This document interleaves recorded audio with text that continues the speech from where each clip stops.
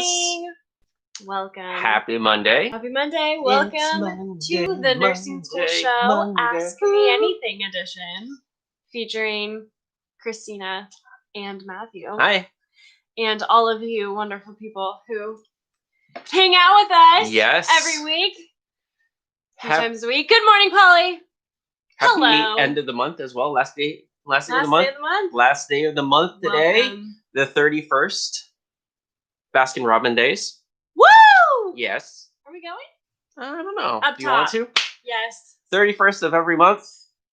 There's a deal going on in Baskin Robbins. Just FYI. 31 flavors. FYI for those that want to know. Get it? Get it? We have it marked on our calendar every 31st day. Every 31st. So. Because who doesn't like some ice cream on a Monday? Welcome, friends. Welcome. Post your questions in the chat. Yes. Hey, Facebook, can you give us some comments, please? So we can test to see if that's working, because you just never know. It's hit or miss with the Facebooks. Yeah, so welcome to the AMA. We will answer as many questions as we can that will be helpful for all y'all. All y'all. We do answer members' questions first. They have a form that they can go to the membership site and our membership community and ask questions. We'll hit those first, but after that, go ahead and shoot any questions, comments, whatever in the comments below, and we will answer them. Yep. So definitely do that. Let's do it. All right, time to get going. So we actually have a pretty in-depth question. I will paraphrase. Let me paraphrase. So this is an assignment question that one of our members asked. She just needs help with figuring out what to do in a patient situation. So her patient situation is basically she has a older female patient who was admitted 3 days ago for a fractured hip. And she had the surgical repair yesterday. Medical history. I can't read the question. Oh, sorry. Medical history was hypertension, hysterectomy, osteoporosis. She is ANO times 4. 1, 2, 3. Oh, she said 3. Alert and oriented to person, place, and time.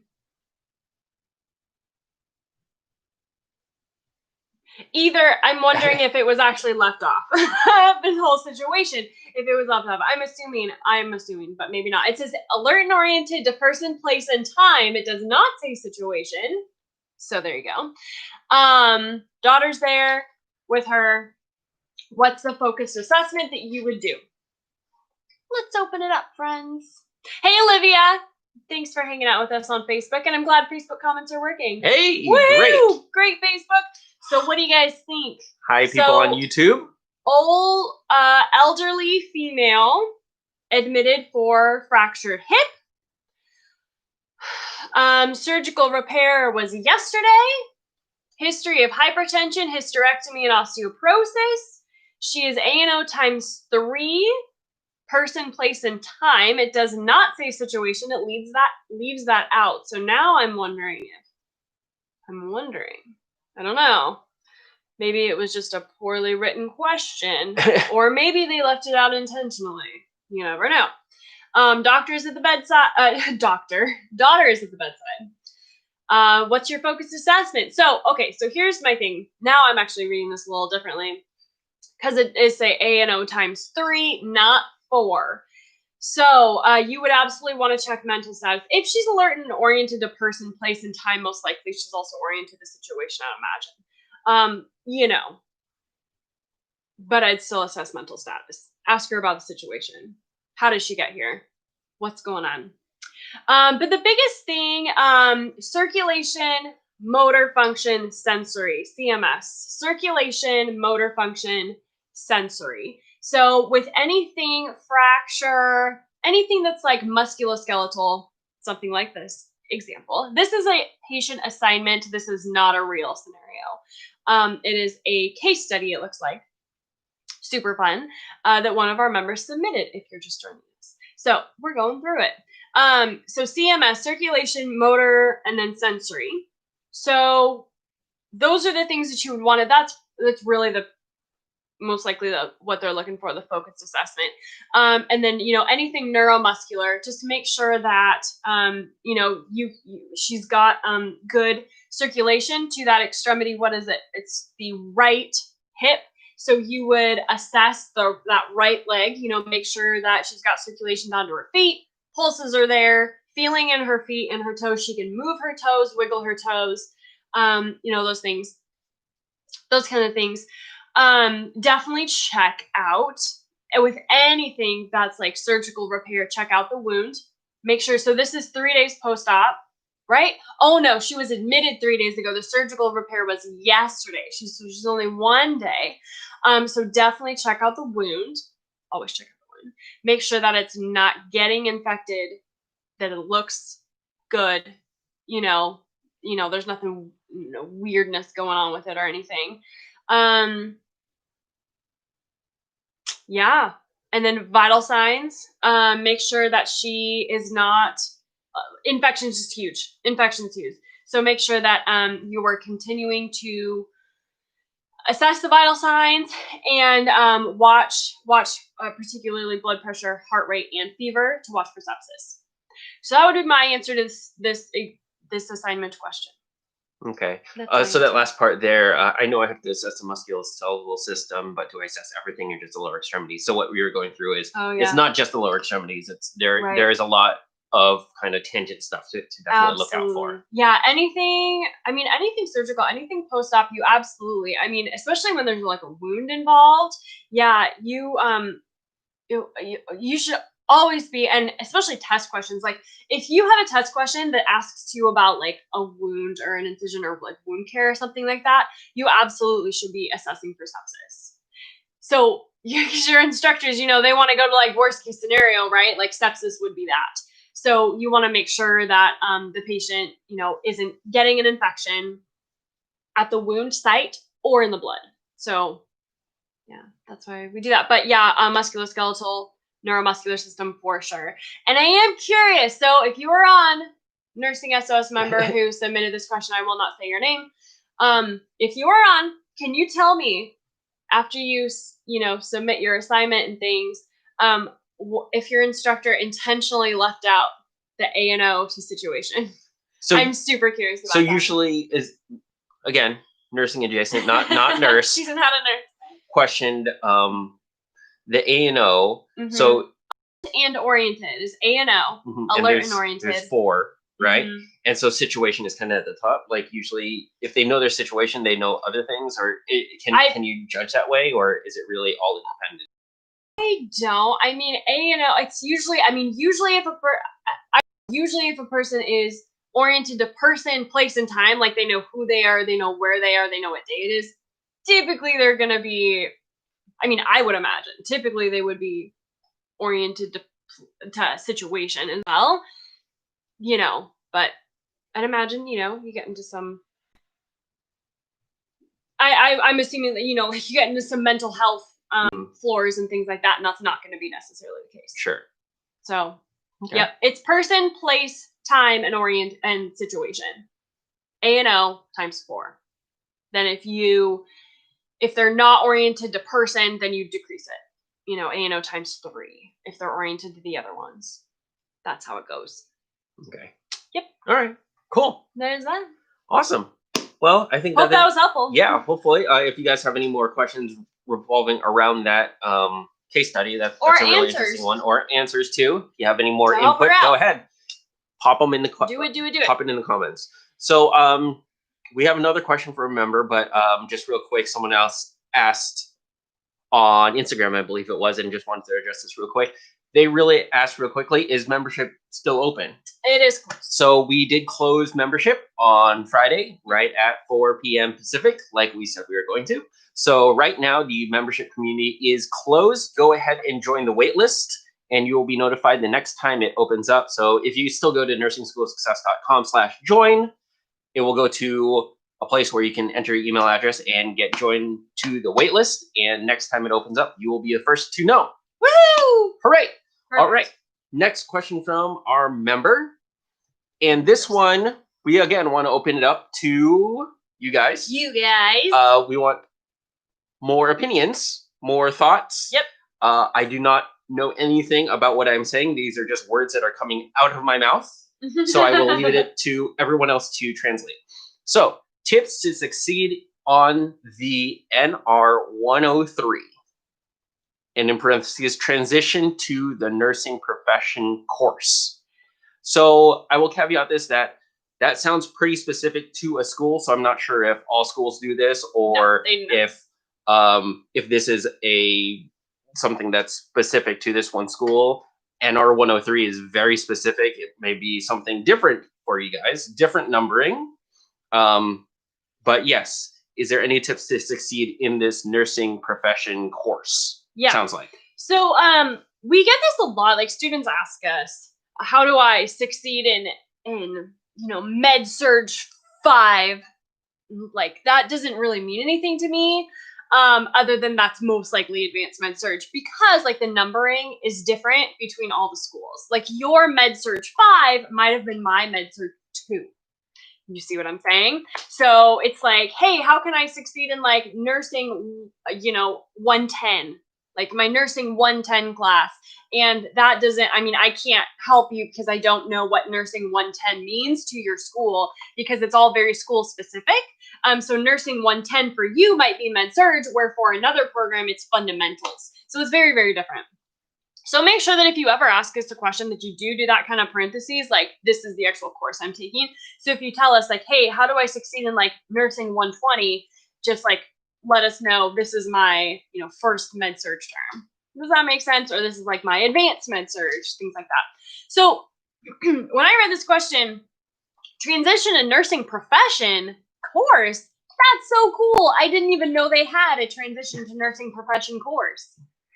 So to be honest, I don't even have any answers for you because I didn't even know that was a thing. I've literally never heard of that before, which is pretty cool that your school has that. But I have no idea what that looks like. So I'm wondering, the question came from a Nursing SOS member. If you are on right now, and I will probably follow up with you later, so I think it could go kind of both ways, like transition to nursing profession course. Is it like a clinical course? Is it, because I could see it being like your preceptorship. Does that make sense? Like I could see it. So we had a preceptorship in our school. For my nursing school, I had a preceptorship like my last term. But it wasn't like transition to practice or like nursing profession course. It was like just your preceptorship course. So, I don't know entirely what they're looking for. Is it more lecture based? Is it more clinical? Let me know. Does anybody out there in cyberspace, any of you guys have a nursing profession course? So you never had a nursing profession course? No, never had it. So yeah, I guess I just need more information before I can answer it, because I don't know if it's a clinical based course. I don't know if it's a lecture based course. Okay. That's what I got. Well, we can probably circle around back on that as people pop in any comments or whatnot. Yep. I'm sure you'll follow up with our member afterwards. Yep, I will. And we will do that. Kind of I'd say this is a tangential question to the first question, but on Facebook, just are there any general tips on how to answer scenario-based questions? Oh yeah, case studies. Yes. Oh, that's so good. Yeah. So Facebook, you asked tips on answering case study questions. So there's kind of two different case studies types that you'll see in nursing school. The first one is like the one that we just went through this morning. The case study that we did, that's kind of your more traditional case study, like they give you all the information in one, and then you have a few questions to answer. The other type of case study is where it's answer dependent. It's called an unfolding case study. Unfolding case study, meaning that you don't have all the information up front. You have to ask questions and assess, and ask more questions and assess, and then your instructor or the exam, however, it will be more dynamic based on the questions that you ask.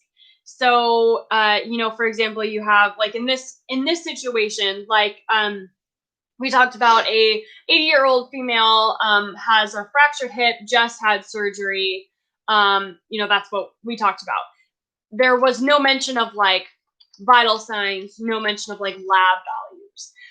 So what if like we would assess the patient, so like an unfolding case study would look kind of like this. You get that information, and then like maybe we would ask, okay, what are the vital signs? Like, let's assess the vital signs. And if I was your instructor, I could tell you, oh, okay, her vital signs, you know, all, you know, like they're within normals, like here's all the values for the vital signs. Or I could say, okay, now she has a fever, her temperature is 101. You know, her heart rate's about 110. Her respirations, they're like 19, 20 right now. You would probably be thinking, whoa, okay, something's going on. Like now we're starting to assess maybe more infection things. Like we're looking at, okay, what is this? Is it a wound infection? Is it sepsis? So you see what I'm saying? So that's kind of that other side of case study. Now, when you're answering case study questions or any nursing exam questions, you have to be thinking constantly about three things. The ABCs, which is airway, breathing, and circulation. Maslow's hierarchy of needs, which means Maslow's hierarchy, if you've never looked at it before, it's a pyramid of priority, basically. The first priority is physiological needs. You have to solve physiological needs first, which are the ABCs. Those go hand in hand. Physiological needs. Then you're going to assess their safety needs. Then you're going to get more into the mental health stuff. But primarily, physiological needs, safety needs. Those are the two that you've got to be aware of. And then the next principle, the third principle, is the nursing process, which you are always going to follow the nursing process step by step, which means, so you guys know the nursing process: ADPI, assessment; diagnosis, which is the nursing diagnosis; planning, implementation, and evaluation. So you always have to assess your patient first. You can't implement something. You can't do anything with your patient until you assess them and know what's going on. You can't evaluate if your intervention worked if you don't do the intervention and you don't assess them first. So you have to follow it. It's a linear thing. You have to follow it step by step, which means that when you answer exam questions, a lot of the time, they will tell you, they'll give you like a case study, and then they'll say, hey, what would your priority nursing action be? What's your priority? What's the first thing that you'll do? What's your initial action? And sometimes they'll give you, you know, something to do, like give a medication or do a treatment, do something, like do an intervention. Or they'll say, assess blood pressure, assess heart rate, assess their mental status. And when you see something like that, I really want bells to be going off in your mind. Whoa, assessment comes before doing something. Assessment in the nursing process comes before doing an intervention or evaluating something. Let's make sure that there's nothing that I need to assess first. So you really need to be thinking that when you are going through your nursing exam questions, make sure that you assess your patient fully first before you do things, because you have to know what's going on first. You have to assess them before you do nursing treatment, right?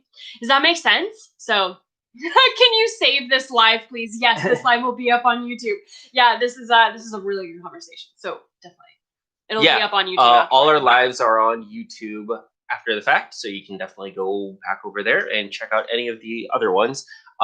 Once they've been up for a while, I'm able to go back and actually put timestamps next to each of the questions, so it will hopefully get you to where you want to go. Olivia's like, yes, yes. So all the information that we do on our lives, they live forever on YouTube. There you go. So Matthew goes back and timestamps it. So yeah, that was really good tips. If you guys are just joining us right now, we've been talking about case studies and how to answer case study questions, and we actually went through a case study. So if you need to afterwards go back, definitely watch this video up on YouTube after it's posted and get all that good information. So yep, so those are the three principles you're going to want to follow when you answer case studies or really any exam question. ABCs, Maslow's hierarchy of needs, nursing process. Those three things in tandem, that's what you need to do. Awesome. Does that make sense? And then just be open. be open because those unfolding case studies, you know, those are kind of interesting. It's kind of it's a choose your own adventure. Yeah. Choose your own adventure. Yeah. Yep. I love those books. Yep. Choose your own adventure. I had a fantastic instructor. Fantastic instructor in nursing school for clinical. Oh, I love her. And she did unfolding case studies. We did unfolding case studies all the time before clinical. And clinical, you have like, you know, your pre-conference, post-conference oftentimes where you meet before clinical and then meet after clinical. And so during those times, we would do unfolding case studies, and she was so fun. So yeah, she would have everything up on the board, and we would have to like ask things, and she would give us more information. And sometimes we were wrong. Sometimes we were right, you know? So it's kind of fun. Okay. Super fun. A little comment from a previous topic that we were just talking about. A course that someone was asking about tips for, a nursing profession course. We weren't really sure what that entailed. Yeah. Someone mentioned that it kind of sounded like to them, is it an LPN-M lecture course? So kind of a transition. LPN-RN. Yeah, LPN to RN. So, okay. Yeah, That's an RN, not it's an M. It's an RN, not. It does look like an M. It does look like but an yeah, M. Is that a transition from LPN to RN? I'm not sure. So I'm not sure. Yeah. Okay. So we got a lot more people joining us now. We had a question from one of our members asking what, like, if I had any tips on a course for transitioning to nursing profession. So it's a course called Transition to Nursing Profession course. Transition to the nursing profession course. But I think, like, I'm just wondering, is it I just need more information. Is it a clinical course? Is it a lecture-based course? What does it entail? Because my school did not have that. My school had a preceptorship, so that was all clinical. So, you know, my advice is going to be different depending on what that class looks like. So I just need more information. So if you guys have that, a transition to nursing profession course, let us know in the comments so I can give you a little more information and my tips, because I don't really have any because I don't know entirely what it looks like. So I just need more information. Okay. He is also asking, how do I succeed in big topics here, ones that we answer regularly, but how do I succeed in fundamentals, pharmacology, and med surg? So kind of the big three. The big three. The big three. Fundamentals, pharmacology, and med surg. We can make something go. We can make a go of that. Yeah. The big three. Yeah. That's so funny. Okay. Should we just jam on all three of these things? Yeah, I'd say probably a quick overview. Like I said, we've discussed this earlier, so maybe just since it's all three, just a high level view of each of them. All right, I'll do a high level view. If you guys have questions, leave them in the chat. If you need any more clarification, leave it in the chat and I can answer them. So here we go. Let's jam on it. Fundamentals and med surg. Let's start with those. So fundamentals and med surg are actually, when you get to nursing school, it feels like they're two very different things, but they are not. So in fundamentals, you're learning what's normal with a patient. Med surg, you're learning what's abnormal with a patient. Fundamentals, you're learning some of the not higher level, but the more common disorders, which is still med surg. It's just a more basic med surg. So you might learn things about stroke, about diabetes, about heart failure. Those are really the three main things, the three main med surg disorders you're probably going to cover in fundamentals. So those things. And then in fundamentals, you've got fluid and electrolytes. You've got ABGs. You've got to learn your head to toe assessment, everything that's normal within the body. So that is what fundamentals is going to be. Then med surg, you're going to have the more in-depth disorders, pneumothorax, sepsis, let's see, cardiomyopathy. Give me a respiratory one. Oh, I said pneumothorax, didn't I? Asthma? No. Asthma. Yeah. Asthma would actually probably be more fundamentals. It's super common. Yeah, that's a good one. Things like that, like pneumothorax. That's cardiomyopathy, sepsis. Did I say sepsis? The more in-depth med surg disorders, glomerulonephritis, things like that. You will learn that in med surg. But the advice that we give works for both fundamentals and med surg. So focus on four main things: pathophysiology, signs and symptoms, nursing assessment, and nursing interventions. you absolutely have to know the pathophysiology or physiology. What is happening in the body with whatever you're learning? Like, what's happening? So with fluid and electrolytes, for example, if you have a patient with hyperkalemia, what is happening in the body? You have to understand the pathophysiology behind that first, and then you can move on to the other three categories: signs and symptoms, nursing assessment, and nursing interventions. So patho, signs and symptoms, nursing assessment, and nursing interventions are the four main categories, but you have to start with pathophysiology. You have to understand what's going on in the body first, and then you can figure out the other three categories: signs and symptoms, assessment, and interventions. So that goes for both fundamentals and med-surg. Now here's where students get stuck. If you're in a fundamentals class and you look at our med-surg advice like that, you say, well, that doesn't apply to me, but that's not true. Just like I said, with fundamentals, you're going to learn fluid and electrolytes. You're going to learn ABGs. With those things, like metabolic acidosis, you have to understand those four main categories: patho, signs and symptoms, nursing assessment, and nursing interventions. It still stands. Now, with fundamentals, you're going to get like some things that you just have to memorize. Truly just memorize. Things like vital signs. Vital signs, you just have to memorize the vital signs. The head to toe assessment is a lot of learning. What's normal can be a lot of memorization too. How do you assess, like, what's it called? The sequence of assessment. What's the sequence for like an abdominal assessment, or like, cardiac assessment? Where do you put your stethoscope? All those things are just a lot of rote memorization. And so with that, I recommend flashcards and whiteboards and practice for the head to toe assessment for sure. Like the skill practice, practice where you're putting your stethoscope placements. Tangent, really quick. Someone on YouTube just asked a little earlier, critical thinking, does studying to memorize do any good? And this conversation is that there is a place for critical thinking where you're actually critically thinking through the process and trying to tease out stuff. But there are also things like Christine is mentioning that it's just memorization. It's just rote memorization. And so, yes, there are some things where studying to memorize does do good when it is not critical thinking, but you kind of have to make that judgment call on that. I think it's such a, what do you call it? A misnomer, or just a lie? Just a myth, really. A myth. Have you guys heard this? Have you heard this, that you, like this phrase, like, you don't memorize, you need to critically think, or what do they say? Like, you don't memorize things, you actually have to learn them. Something like that. Yeah, sometimes rote memorization or memorization is kind of given a bad name, I guess is really what it is. Oh, you're just memorizing, you don't really understand it. Right.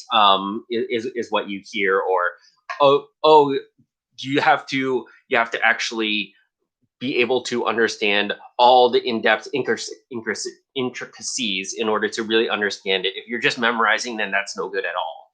Right. And I don't think that is true. I think that there are things where you'd want to know all the intricacies of how something works so that you can really critically think about it. There are topics in nursing school that is really important to know that, but there are things that you just memorize. Yeah, for sure. I guess another tangent of a tangent. An example of that is maybe some mathematical measurements or whatever. Those count. Yeah, those count. You can memorize parts of it, but you don't need to actually know the mathematical proof of why multiplication works in order to know that multiplication works, right? Oh yeah. That leave that to the mathematicians. That's a good one. You don't need to know the proof of every single mathematical equation that you use to solve those calc to know that what you're solving is working. Yeah. So just put your work into what really matters. So for nursing school, yes, for nurses, there are things that you do need to know and critically think about so you can dissect it and explain it. But there are also other things where it's good enough just to memorize. Yeah. So, and I think of it as levels.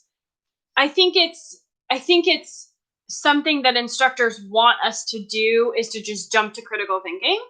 But you can't jump to critical thinking without knowing it first.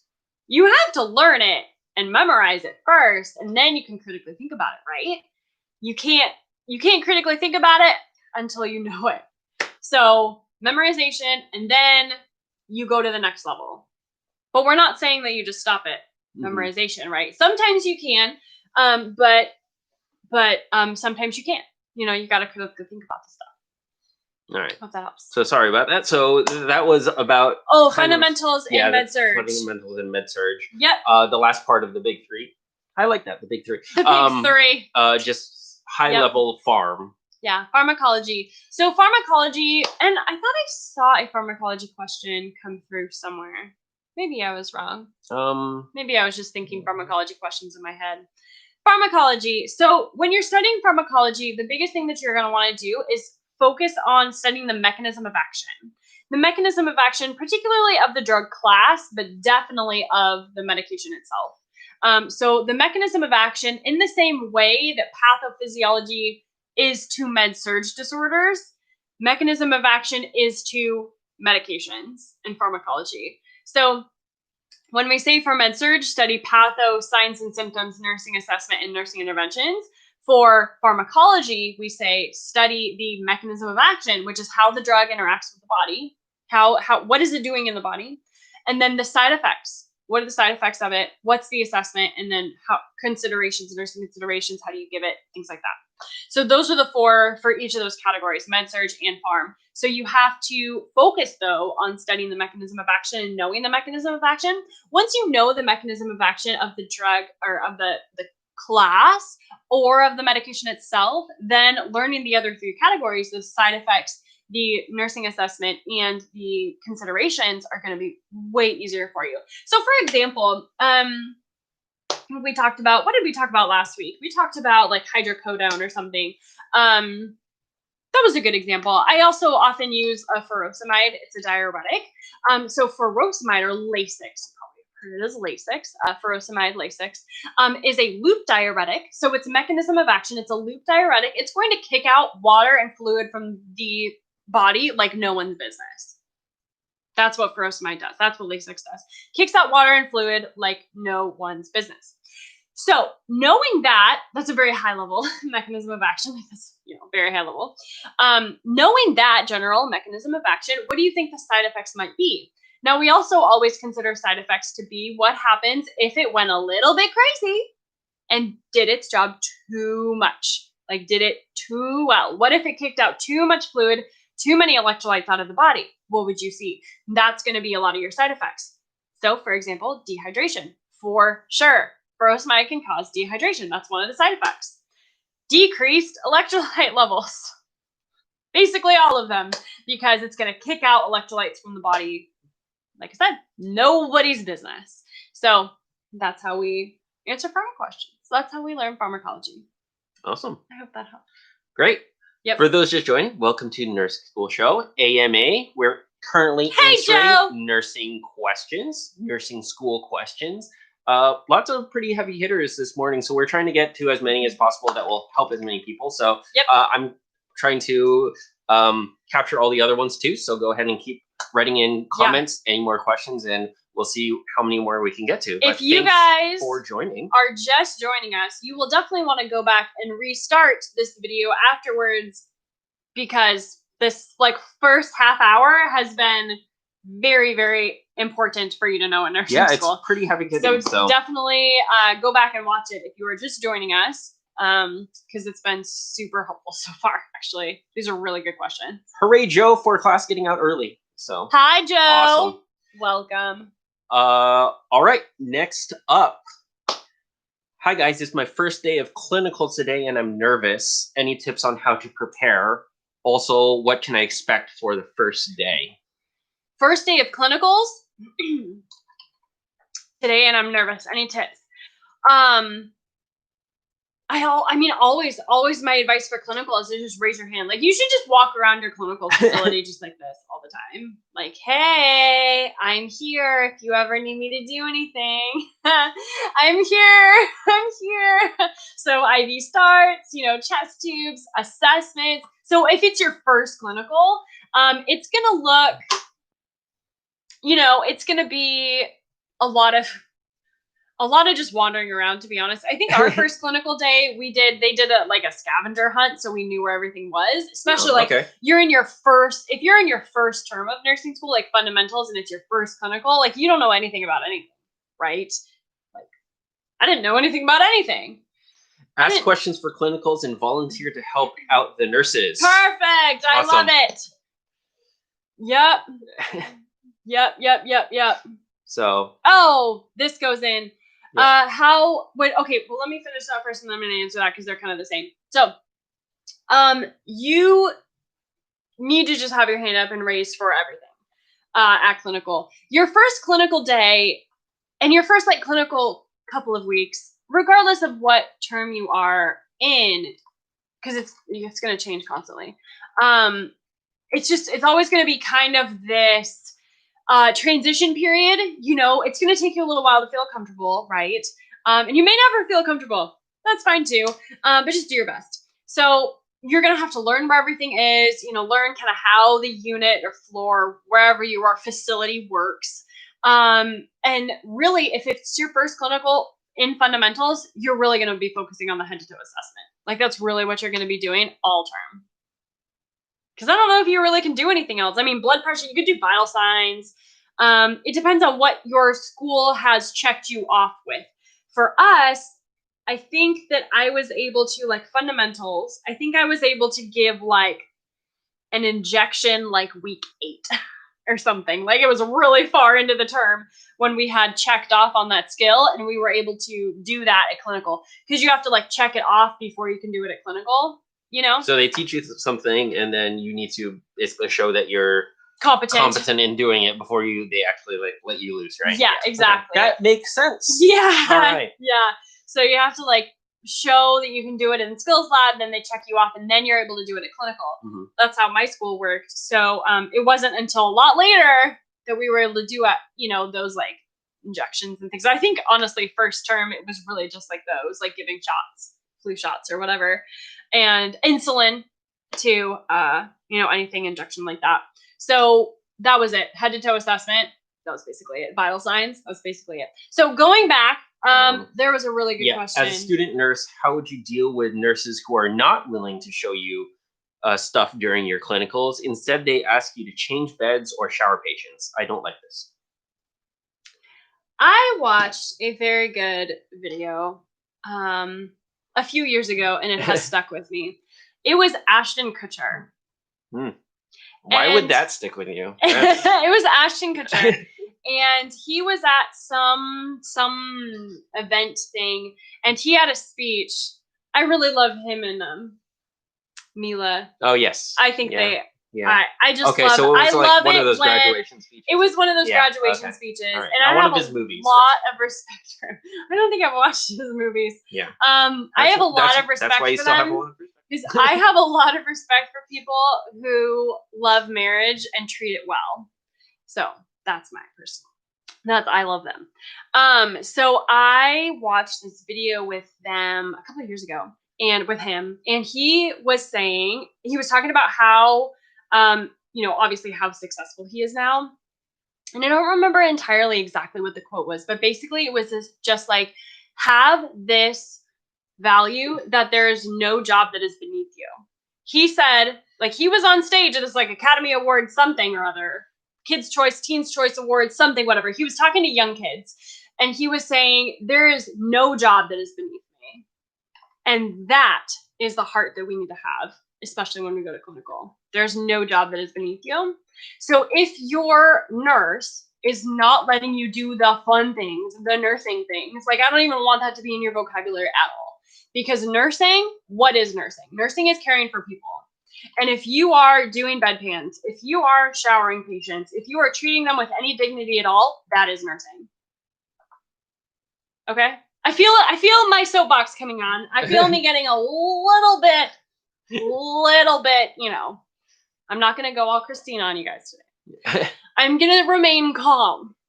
But that is my 2 cents about that.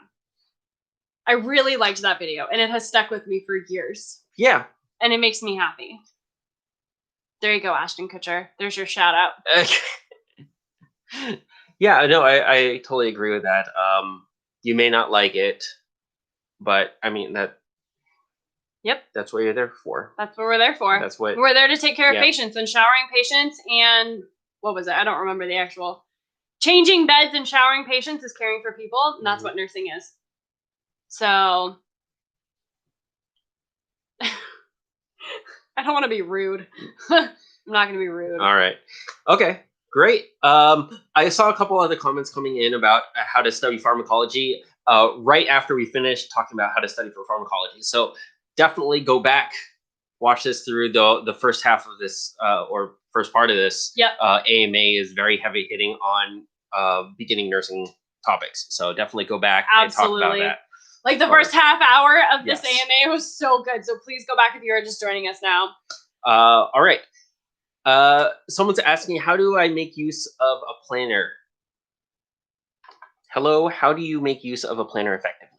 Oh, hi, Unknown on YouTube. It is the first time you've been able to see us live and ask questions. How fun, because it's 12:30 a.m. where you live. Wow. Wow. Welcome. Thank you for joining us at 12:30 in the morning. Wow, that's dedication for you. Okay, sorry, what's the question about a planner? Yes, how to make use of a planner effectively. Okay. Let's jam on nursing school planner for a second. So we do have a nursing school planner that I am prepared. We do have for you guys. As much prepared as you can be. For members, we have an undated one in the membership community. There's also one for sale in the membership community that's like 18 months long or whatnot. It is also, I think, on our website still. Our 18-month planner. Is it? I don't know. Yeah, it is. It is, but you can't find it on our website. You can't find it. But you can go to it if you have the link, which I will tell you what it is right now. It's nursingschoolofsuccess.com/planner. I wonder where I got that. It's a little hidden, but you can find it. nursingschoolofsuccess.com/planner if you would like to purchase this printable, downloadable digital planner. Printable and downloadable only. Don't expect it in the mail unless you get it printed on your own. Yep. So anyway, we do have that one. This advice is not just for this planner, though. Really, kind of just the topic in general, how to plan your day or how to use a planner. How to plan your time. Okay. So I always recommend that you plan your time hour by hour. Here's why. When I did this in nursing school, actually, I started doing this in college before nursing school. I know some people are like, well, isn't nursing school college? And you would be right, except in my case, when I went to college like 3 times. So nursing school was my last round. So when I was in my first kind of round of college, I started doing this for college. And I did it again in nursing school. So helpful because, okay, hour by hour. Can you guys see that? Hour by hour schedule. Could be a little blurry. Might be a little blurry. Sorry. Hour by hour schedule. Okay, there we go. So planning your time hour by hour. Hour by hour, because you find time that you didn't know you had. And I had no idea how much time I was wasting. And I had no idea how much time I was wasting on things that didn't matter, didn't move my life forward, and basically just spinning in anxiety a lot. Like there was just a lot of Christina thinking time that I was wasting time with, just totally wasting time with that. So that is what an hour by hour schedule does, because when you write it down, when you plan your time hour by hour, you know what you're doing and when you're doing it. If you just make a to-do list, you're like, oh, I have all these things to do. I have this whole list of things to do, but you don't actually plan on when you're going to do it. So it's like setting yourself up for failure, right? It's like, I just have this whole long list of things to do. I guess I'll try to get them all done. But if you take that to-do list, write it on your schedule, hour by hour, fill in exactly when you're going to do things, exactly when you're going to do those things. Then you have a plan. You don't have to think of it anymore. You don't have to think of that anymore, that to-do list, because it's all on your schedule. It's all on your planner. So that's how we do that. I recommend that you plan your time hour by hour. If you don't, it's totally fine if you don't want that digital planner. If you go to nursingschoolofsuccess.com/planner, nursingschoolofsuccess.com/planner, you'll be able to download that one. It's not a physical planner unless you print it yourself, which we recommend that you print it yourself. If you would like, but yeah, it's a PDF download. But we've seen people do it in a lot of other ways on our membership community. Someone posted on the Facebook group her example of just an Excel sheet. So yep, Excel spreadsheet. anything works. Anything works. Just go to Target, find a planner. Just get it down on paper, hour by hour. If you want to overachieve, you can do it by 15-minute increments or whatever like that. I know someone that does do that. Yeah, 15-minute increments. It's a little much, but at least hour by hour so that you know where your time is going, and then you can plan around it or find out exactly what's going on, and then you can. There's a lot of aha moments that happen during that process. So. Actually, do you remember this in our private Facebook group? She posted her schedule and she's like, Christina, I had no idea I had so much free time. It's like, I know, friend. That's exactly what happened to me too. Fun. So that works. Go find yourself some more free time, friends. Yes. Hour by hour. Planner time, hour by hour. Boom. There you go. There's that one. Next question. All right. What review book did you use to review NCLEX? Saunders, Comprehensive Review Guide, which I don't have over here. Saunders Comprehensive Review Guide for the NCLEX RN examination, I believe is the full title. Saunders Comprehensive Review Guide to the NCLEX RN examination. There you go. Yep. There you go. That was the physical book. The app that I use is called the NCLEX RN Mastery app, or the NCLEX Mastery app. That's it. Okay. The other part of that, can you put your baby on your show at the end of the segment? That would be cool. Put your baby on the show at the end of the segment. That would be cool. I like that.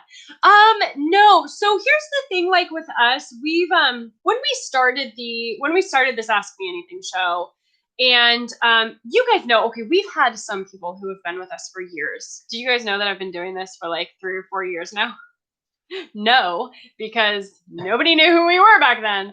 I started Nursing SOS with like a blog, and then it became a YouTube show, and now it's a live video show, and it's all these new things. Mm-hmm.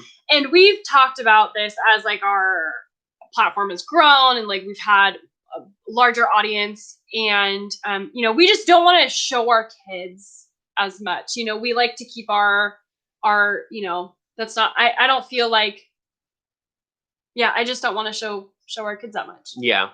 So that makes sense. They pop up very, very rarely. Yeah. Usually in just random pictures around. But yeah, we sometimes on my Instagram stories, but not very often. But we do want to kind of segment that part of our lives as well. So yeah. Yep. Joseph's private life, private. Yeah. And I mean, if you're in our membership community, so yeah, I mean, sometimes we'll post. Very rarely, though. I mean, really, yeah. I mean, we just don't really show our kids. Yeah. So but we have 2 of them, and they're wonderful, and we love them. If you get a video from Christina, sometimes you'll hear crying in the background. So that's them. They will pop in periodically via the audio. Because I do videos a lot, and they're like in the background. Like our oldest will be like at the door, mommy, mommy. I'm like doing a video. Super fun. So there you go. No. Mom life. Yep. Oh, what advice would you? Hey, Terrell, what advice would you give to someone in med surg? So we talked about this. Do you have the timestamp for it, actually, Matthew? When did we talk about med surg? No. It was like 9:15. It was about a half hour ago. Let me just jam on it again really quick. In med surg, you have to focus on 4 main categories: pathophysiology, signs and symptoms, nursing assessment, and nursing interventions. You might be tested on some things that are outside of that, but it will be very rare, few and far between. Not a big deal. Those are the 4 main things you're going to be tested on: pathophysiology, signs and symptoms, nursing assessment, and nursing intervention. So you will notice when you're inside the Nursing SOS membership community, that's how we break down our videos into those 4 main categories: patho, signs and symptoms, nursing assessment, and nursing interventions, because those are the 4 main categories you have to know. So that's it. They all kind of go in tandem together, but that is how we study med surg. When you think of core content, that is what you need to be thinking. And inside the membership community, as a Nursing SOS member, you don't have to like go through your textbook and sift through all this information. You can just sit in class. If you don't understand something, come home, watch a video of me teaching it to you, because our team has done the work for you to condense the information into the things that you absolutely have to know. So the videos inside the Nursing SOS membership community are those things that you absolutely have to know. There's a follow-up question to that is, how do you study for pathophysiology? How do we study for pathophysiology? It's a good question. I break things down step by step. That's the only way that I have ever studied for patho. I think that is really where my value add is. That is where my spiritual gifting comes into play, is that I have the ability of taking a textbook and condensing it down step by step for you to follow. And so when you watch any of our patho videos, that's exactly what I do. I break it down for you step by step. So that is how I teach, and that is how I know to learn. So when you're studying pathophysiology, if you're not in the membership community, if you are, watch the video on it. If you're not, that's fine. When you read your textbook, try to think to yourself, okay, what comes first in this patho? And then what happens? And then what happens? And then what happens? And try to put it into steps for you. Try to put it into steps that you can follow. I truly think that that's the best way to do it. Because if you think of patho, like, it's just, man, I mean, there's a lot of patho for each disorder that you're going to learn. And that, I think, is just the easiest way, is to just break it down step by step. Break it down step by step. You know, some things you can think like, you know, on a high level, okay, like this one thing happens. Like, for example, this is like mechanism of action with a medication. For example, like furosemide, the mechanism of action, how it acts in the body, or kind of that physiology in the body, is that it is a loop diuretic. It acts on the kidneys and it kicks out water and electrolytes like nobody's business. That's not broken down for you in like step 1, step 2, step 3. It's not like, oh, well, I mean, I can do that. Like furosemide goes and acts on the loop of Henle, the loop of Henle in the nephron of the kidney, and then it tells it to get rid of, like, keep more water and electrolytes to be excreted through the urine. Like, I could break it down for you step by step, sure. But really, what would be most helpful in that situation is like, well, it just kicks out water and electrolytes like nobody's business. So that's what we say, right? So for like that, like high level, you can put it into one sentence. That's fine. So things that you can put into one sentence is great, but if not, then I would recommend step by step. Also with pathophysiology, it's very, very easy to get overwhelmed with all of the information out there. So I don't have my books. I need to get my books and bring them back in here because I'm always referencing them. Here's what I recommend specifically for patho, and really for, I guess, this is more for patho. Get yourself, you need 2 textbooks. If you're not in the membership community, if you're in the membership community, use that. But if you're not, get 2 textbooks. One textbook that is a deeper pathophysiology, meaning it goes to like the cellular or the chemical level in the body. These would be things like your med-surg textbook, maybe the Merck manual. What else? I mean, Merck is really good. It goes down cellular, chemical level. You know, any textbook, really any textbook kind of will go to that extent. And then you're going to find yourself one that's a higher level. And this would be the one that I recommend, is the Pathophysiology Made Incredibly Easy. Have you heard that series, Pathophysiology Made Incredibly Easy series? So, or like the Made Incredibly Easy series, there's like fundamentals and fluid electrolytes and everything. They have a patho one. So definitely check that out. So that would be, you want 2 resources. You want one that goes deeper level into patho, and then you want a higher level one that doesn't necessarily hit the deeper level stuff. Because those 2 things work in tandem, I would go to the higher level one first. Like if you're trying to learn patho, use the Pathophysiology Made Incredibly Easy textbook to get a general understanding of what's happening. Have a general understanding first, and then look at the other resource that goes deeper on like the chemical or the cellular level, and then to understand what happens deeper. Does that make sense? Did I communicate that well? Yeah. So there's really two kind of levels, and it just depends on what level you want to dive deeper into. So. Yep. Okay. Yep. Okay. Very cool. Joe, we've been getting this comment a lot for our membership community that is there a place where we can concatenate all our YouTube videos, because there's a lot of content on YouTube. So that's probably on my to-do list to start working on doing that and concatenating everything. We do have a lot of information out there on YouTube land. So it will take a little bit of time for me to do that, but that is on my to-do list. I will put it in my planner on a certain hour to start working it. So that is what we will do. Also, I did see your question, Joe asked a little bit earlier that OB is really not his jam, and he was looking on videos on our membership community, but do we have any other tips on that? So. For OB, were you getting stuck in any particular place for OB? It's totally not my jam either. I mean, OB, like when I was in clinical in nursing school, I labor and delivery, totally not my thing. And I've had 2 kids, and it's really not my thing anymore. I just don't want to deal with that. Oh man, but to all you L&D nurses, we have a lot in our community actually that want to do L&D. Yeah, that's a big. I just say throw it up in our Facebook group too, and I'm sure people there have. Oh yeah, here. Let me answer your question. So. Sorry, Joe. Let me actually answer your question. Really, OB. Problem including complications. Preterm including complications. I can't read. Preterm. Yeah, preterm including complications. Okay, so yeah, for sure. Okay, so here's the thing with OB. Your school, depending on how your school does it, your school might want you to go really in depth on those things. Oftentimes that's not the case. So oftentimes for things, especially like preterm complications, a lot of it is going to be rote memorization. It truly is, because you don't listen, friends. Okay, so if you're doing anything right now, just hang on tight for a second. Like stop whatever you're doing and like listen up. In nursing school, your instructors are going to tell you to do something a certain way, but oftentimes they are wrong. They need to say certain things, because it's almost like a liability thing. That's how I frame it. It's a liability thing.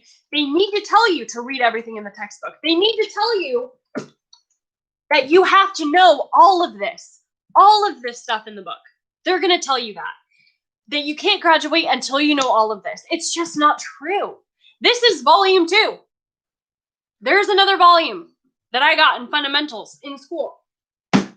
Was I going to memorize everything in those 2 textbooks? Absolutely not. Impossible. I cannot do that in 10 weeks. It's just not going to happen. So same thing with L&D. Same thing with critical care. Same thing with pediatrics. Same thing with oncology. If you are studying, those are nursing specialties. Those are truly nursing specialties where when you work on the floor as a nurse, you can go get another certification for those specialties. When you're in nursing school, the competencies that you have to graduate with are the general nursing competencies to start work as a competent and safe nurse. It doesn't mean that you have to know all of the intricacies of critical care, all of the intricacies of oncology, all of those oncology medications that you might see given on an oncology floor. The NCLEX is not going to test you on super deep, specific specialty information, because those are nursing specialties. So when you are in labor and delivery, specifically what we're talking about, when you're studying, for OB, labor and delivery in nursing school, your instructors, yes, they're going to tell you that you need to know everything about everything. It's not necessarily true. So focus on studying, like we always teach, those 4 main categories: pathophysiology, signs and symptoms, nursing assessment, and nursing interventions. And it stands with OB as well. So with OB, if your instructors want you to know all those 4 main categories, study those 4 main categories, but leave everything else out. Study those for the major complications that you have to know. So that's my advice for that. I hope that was helpful, but you do not have to know everything. There you go. on Instagram, what's the best way to study for med-surg? So that seems to be an ongoing topic for today. Everyone's a med-surg. Instagram, only a couple seconds left. So real quickly, go back to the beginning of this. We reposted on Instagram, or hop over to YouTube and everything's there as well. So we did talk about it earlier at the beginning of this AMA and also kind of like halfway through it. So definitely go back. Go on over to YouTube. Okay, Instagram, we only have an hour with you, so it's telling us bye-bye. So see you later. Come on over to YouTube. Okay. See ya. Alrighty, so Facebook, YouTube, we're still on. We are still on. Yeah, so med-surg, we have jammed on med-surg a lot this hour. So if you have any questions on med-surg, pharmacology, and fundamentals, we really hit those big three a lot. A lot this hour. So definitely, if you need help with any of those, go back, watch it. I really think like this AMA is so good. So bless you. So please share it with a friend. Just because like at the beginning of this AMA, also we went through case studies. Oh man, you guys. So if you are just joining us now, make sure to watch the beginning of this hour and the whole hour because it was just so good. So go to YouTube, find this one. And this is a good one. Lab value reference guide. Do we have a lab value reference guide? So we have a lab value cheat sheet. Is it on your list? Did I put it in? It's nursingSchoolofSuccess.com/sign up. nursingSchoolofSuccess.com/. Oh, it is there. If you could go down, lab values. This one. There you go. Hey, yep. Okay. nursingSchoolofSuccess.com/lab values. There you go. That's fun. Sure. There you go. Okay. All right. So I put it in YouTube, but Facebook, yeah. nursingSchoolofSuccess.com/lab values. Yep. Should get you there. nursingSchoolofSuccess.com/lab values. It is actually a vital signs and lab values cheat sheet in combination of each other. So that's fun. We do have a lab values reference guide. So here's the thing with the NCLEX exam. They do have roughly, here are the lab values that you need to know. Pharmacology, they do not. They don't have a list of meds. So we just do the best we can with pharm. So again, we jammed on pharm earlier in this hour. So if you have any questions on that, please, I'm not kidding you guys. This is probably one of the best AMAs that we did and have done. So doing so good, so helpful. So go back, please watch this hour because it was just super helpful. Walking through case studies, med-surg, fundamentals, and pharm. Those are really the big ones that we're all struggling with right now. Yeah, definitely. So again, we can't get to all your questions all the time, so I am capturing some of them and we'll look through and get to more in future AMAs. But do you believe written remediations help with ATI? Oh, okay. Do you believe written remediations help with ATI?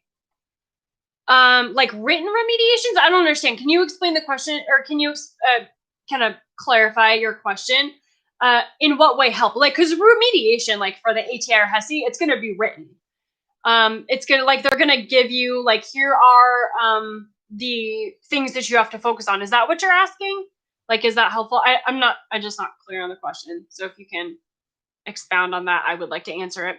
Also, Nursing SS members, you have a form inside the membership community. So if you have questions for me for the AMA or the tutoring calls on Tuesday. So Nursing SS members, you basically get 3 tutoring calls a week. Yeah. You get these AMAs Mondays and Wednesdays at 9 a.m. Pacific Standard Time.